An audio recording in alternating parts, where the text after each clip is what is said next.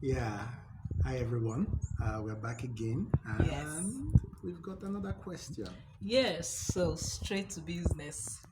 The question for today is, what is the biggest lesson you learned within your first year in marriage? Over to you. No, I want to break protocol. Back to you. If you say it back to me again, this thing will turn to tennis. So, you go Okay. first. But I'm not ask the question now. No problem. What's the biggest lesson for you in marriage? I've asked the question now. Okay. So the biggest lesson for me in marriage is that you cannot do marriage without God. That's one thing I learned. Mm, So I've been in this marriage for almost 1 year now. And I can boldly say that you can't do marriage without God. In fact, I have always been wondering how people have been able to survive in marriage without God. I've been wondering. I have I've tasted marriage for some months.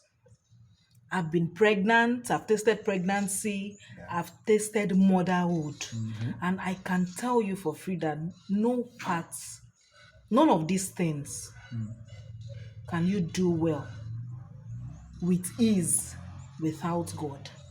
None of them. None. I mean none. Practically none. And it's not just God, let's just say God is in this marriage. No. It is carrying him along on a daily basis. Like, You want to take decisions, you're asking God. You want to you want to take an action and you're asking yourself, is this what God would want me to do? Is this how God would want me to act? Is this how God would want me to do this thing? So you practically cannot do it without God. He needs to help you. Like on a daily basis, God needs to help you if if you want to do marriage well. And that's one lesson I think I have learned. I wonder how people do marriage without God. I really wonder, but that is what I have learned. Now over to you.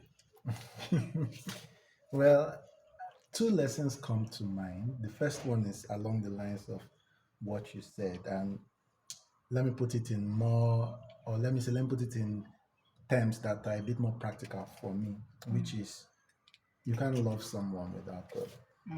I remember when I fell in love with her, I told her when I fell in love. I told her of the day, I said, I have now fallen in love with you. And I've seen how God has sustained that over the weeks and the months, and now 1 year plus. It actually comes from God. And in the same manner, he can also take it away.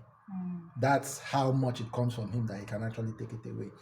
So I've found myself not struggling to be in love with her, even when I'm not happy with her, or when I'm stressed, or even when I'm doubting myself and saying, well, things have been better if I took a different path. The love is just there. So having a woman from somewhere come and take my heart, she would have to go to God and ask for the same specs of love he gave me. No, I'm Shame. serious. It's true. It's true. So, but then the second one, and I'll try and be fast about it, is that some things don't matter.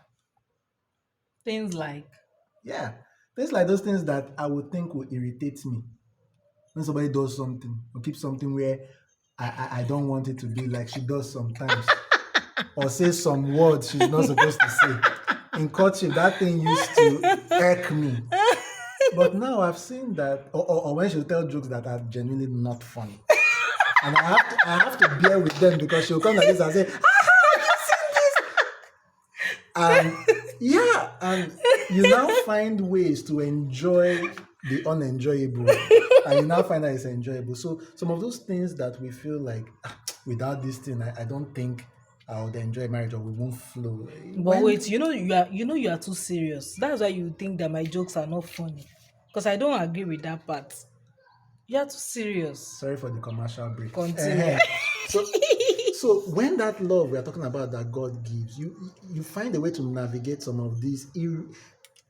Initially, you see them as irritants. Then for me, it now ends up being the spice of marriage, because it's those differences that end up being the quirks of marriage. So those are the lessons I've learned from me. I've become a lot less serious these days, and it's for a Thank good you for cause. agreeing that you are very serious.